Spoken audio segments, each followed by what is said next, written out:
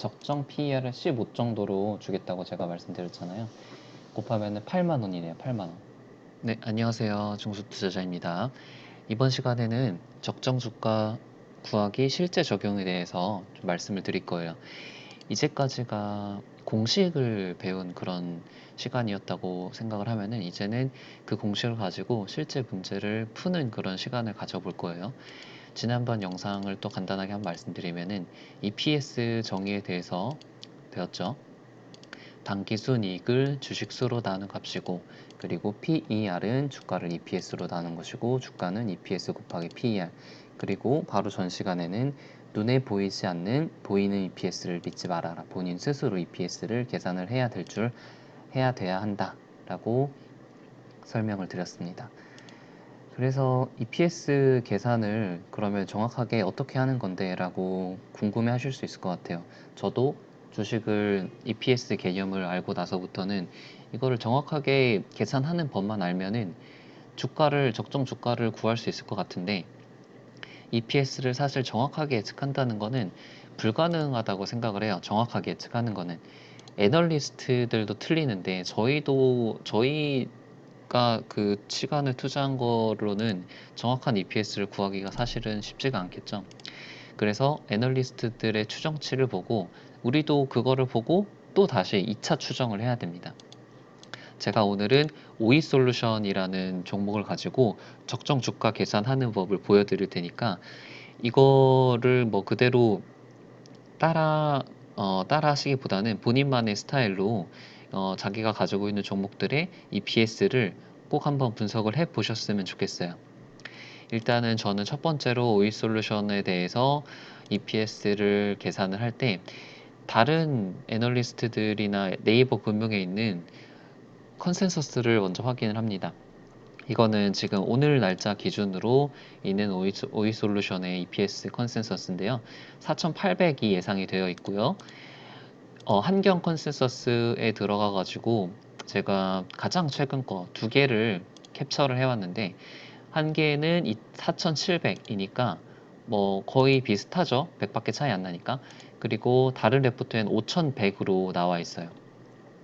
그러니까 대충 보면은 예상 EPS가 한 4,700에서 5,100 정도 되네요. 그러면은 적정 주가를 구하려면 이제 PER을 곱해야 되잖아요. 4,700, 5,100에서 PER을 곱해야 되는데, 그럼 PER을 몇을 곱할 것이냐가 이제 두 번째 문제인데, PER을 10으로 준다면 4,700에서 5,100이 47,000에서 51,000이니까 지금 적정 주가 구간에 있는 거예요. 그러니까 만약에 PER을 10으로 준 투자자는 지금 매수를 하면 안 되겠죠. 오히려 적정 주가에 왔으니까 매도를 해야 할 타이밍이고, PER을 15로 주게 되면은 75,000, 7만에서 76,000 정도 돼서 상승 여력이 한 20에서 25% 정도가 나옵니다. 아니죠. 한 40% 정도가 되겠네요. 상승이 추가적으로 상승할 퍼센트가 한 40% 정도 됩니다. 그 아이투자라는 사이트를 들어가게 되면은 5년 평균 PER이라는 게 나와요. 아이투자라는 그런 가치투자 홈페이지인데, 사이트인데, 여기 보면은 5년 PER이 24로 나오게 돼요. 저는 가끔 이 평균 PER을 참조를 하는데, 이제 상식적으로 생각을 하면은 어떤 회사가 있을 때 그 회사가 잘 될 때도 있고 잘 안 될 때도 있잖아요. 그래서 잘 될 때와 잘 안 될 때의 그런 평균, 5년 정도의 평균을 계산을 한 그런 PER을 곱하면은 어느 정도 이 기업의 적정한 PER을 계산을 할 수가 있다라는 게 개념이어가지고 5년 평균 PER을 쓰기도 하는데, 5년 평균 PR이 24죠. 24면은 11만에서 12만이에요.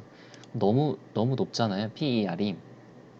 항상 이 5년 평균 PER을 쓰기에 무리가 있는 것이, 예를 들어서 어떤 사업이 뭐 한 15이 정도 100 정도의 매출을 기록을 하는 기업이 있다가 어떤 큰 수주를 받거나 호재가 터져가지고 매출이 급증하는 그런 경우가 생길 수가 있겠죠.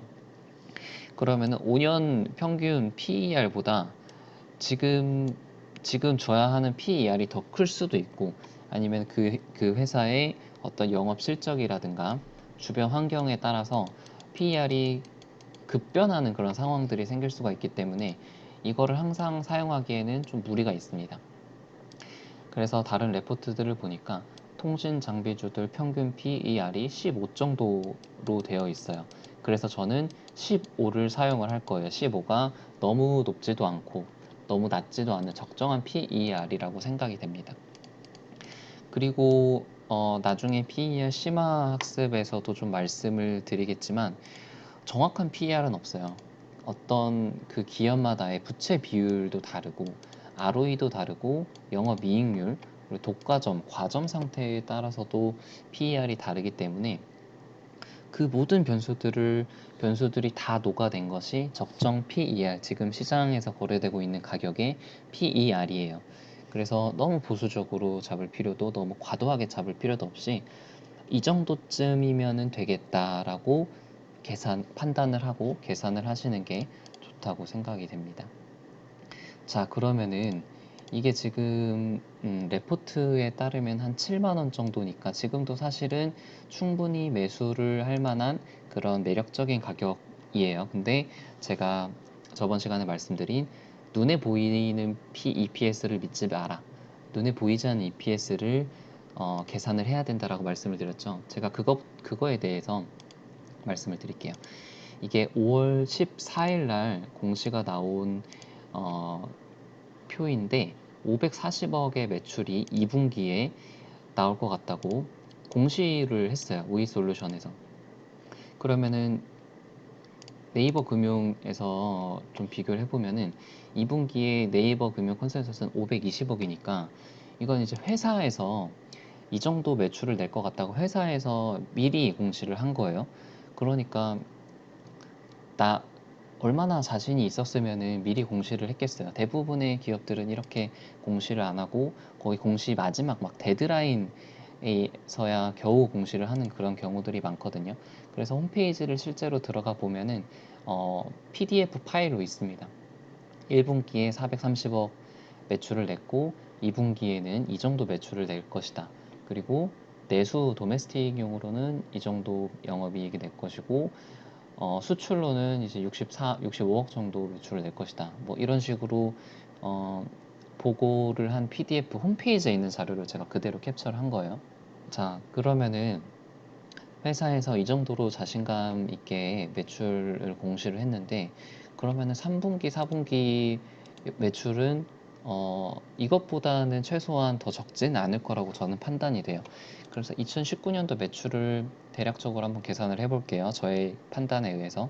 자, 1분기가 434억이었고 2분기가 540억이고 이것보다 더 그 이상이 될 수도 있고 물론 이것보다 조금 더 덜 나올 수도 있겠죠. 상황에 따라서는. 그러면은 3분기, 4분기는 최소 500억 이상이 될 테고 보통 통상적으로 이제 통신주들이 하반기에 투자를 많이 하는 그런 경향이 있기 때문에 저는 540에서 550 정도로 계산을 좀 해봤어요. 그래서 총 더하면은 2019년 매출이 2074억이 되거든요. 이건 예상치예요. 그리고 이제까지의 순이익률, 그러니까 매출이 이 정도였을 때 당기 순이익이 얼마 찍히는지 비율이 한 18에서 22니까 저는 20%로 좀 잡아봤습니다. 20% 정도의 순이익률을 좀 잡아서 계산을 하면은 순이익이 이제 414억이 나오게 되네요. 자, 그럼 EPS 공식을 떠올려 보면은 EPS는 순이익을 주식수로 나눈 값이죠. 그러면은 414억을 770만 주, 지금 오이솔루션의 유통 주식수예요. 770만 주를 나누면 5,376이 됩니다. 여기까지가 제가 저의 임의대로 저의 어떤 뇌피셜 EPS예요. 뇌피셜 EPS입니다. 그러면은 계산을 해볼까요? 5,376에 아까 적정 PER을 15 정도로 주겠다고 제가 말씀드렸잖아요. 곱하면은 8만 원이네요. 8만 원. 그리고 만약에 PER이 16이나 17로 올라가게 된다면은 그 값에 따라서 이제 8만 5천 원 혹은 이제 9만 원까지 오를 수도 있다라고 생각이 되네요. 지금 오늘 오이 솔루션의 가격이 56,000원대니까 지금 오늘 기준으로만 따져도 거의 한 26,000원 정도 추가 상승 여력이 있으니까 한 50% 정도 추가 상승 여력이 있다고 판단이 되네요. 여기까지가 제가 분석한 추정 예상 EPS를 구하는 방법이고, 항상 변수들을 생각을 해야 합니다. 주식시장은 100%가 없기 때문에 EPS가 낮아질 가능성, 혹은 5G 투자가 약간 딜레이가 될 가능성도 좀 있겠죠. 그렇게 되면 EPS가 당연히 5,300보다 더 낮게 나오게 될 테고, 이 가능성, 만약에 이게 현실화가 된다면 당연히 적정 주가도 같이 낮아져야 되겠죠. 그리고 PER이 저는 15로 계산을 했지만, 여러 가지 뭐 경쟁자가 나타난다거나 아니면은 삼성전자의 점유율이 떨어진다거나 이런 상황이 되면 당연히 PER도 더 낮게 나올 수도 있고요. 이런 변수들에 대해서 항상 촉각을 곤두세우고 항상 관심을 두고 생각을 해야 합니다.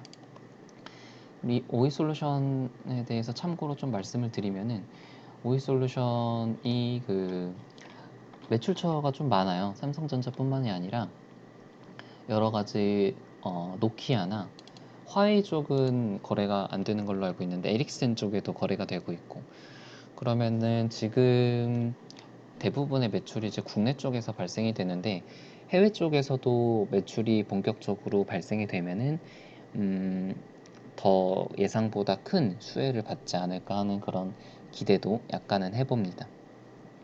자, 여기까지가 오이솔루션 적정 주가 구하는 방법이고, 그거 말고도 이제 슈피겐코리아나 KM도 좀 하려고 했는데, 일단은 오이솔루션이 가장 매력적이고 관심이 많으실 것 같아서 이거를 먼저 했고, 혹시 좀 적정 주가를 구해 보고 싶은 종목이 있으면은 같이 이렇게 구해서 비교를 해보는 것도 재밌을 것 같아요. 그래서 혹시 원하시는 종목이 있으면은 댓글에 남겨주시면은 같이 한번 적정 주가를 구하는 그런 시간도 가져봤으면 좋겠습니다.